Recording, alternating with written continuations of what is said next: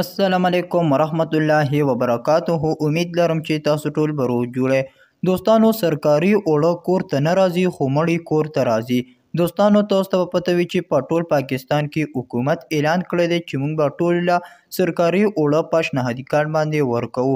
نو هغه د سرکاري اوړو دپاره ډېر زیات عوام به خر اوتي دي، ځکه چې په پاکستان کې ډېره زیاته مهنګایي ده. څوک اوړه، څوک ځان له یو دوه وړۍ روټۍ نشي پیدا کولی. نو هغه د سرکاري اوړو دپاره ډېر زیات عوام، ډېر زیات خلک، زنانه نارینه اوتي دي چې هغه سرکاري اوړه د ځان دپاره حاصل کړي.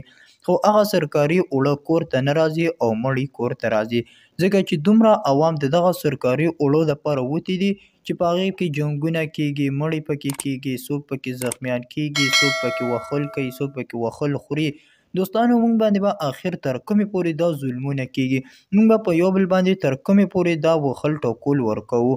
نو دوستانو، دا یو واقعه، یو ډېره افسوسناکه واقعه رامنځته شوې ده چې انور علي بوډا سړی، بزرګ سړی د روجې په خوله باندې هغه په سرکاري اوړو پسې وتی چې هغه سرکاري اوړه حاصل کړي او خپل د کور دپاره یو روټۍ دوه رزق پیدا کړي. نو چې دغه اوړو دپاره تللی دی، هلته کې هغه په رش کې ګیر شوی دی، خپۍ ماته شوې ده، چې هغې نه پس یې هسپتال ته بوتلی دی او په هسپتال کې بیا هغه وفات شوی دی.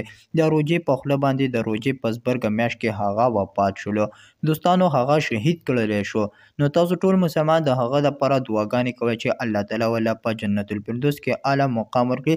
او دوستانو، تاسو خصوصا دا دعا کوئ چې موږ د دې ظالم حکمران نه، چې کوم هم په پاکستان باندې ظالم حکمران راځي، هغه نه دی الله تعالی موږ په امن او امان کې وساتي او په موږ باندې ظالمان حکمرانان نه راولي. نو دې ځای پورې زموږ نننۍ ویډیو د حساب له معلوماتي ویډیوګانو لپاره په دې چینل کې اوسئ. والسلام.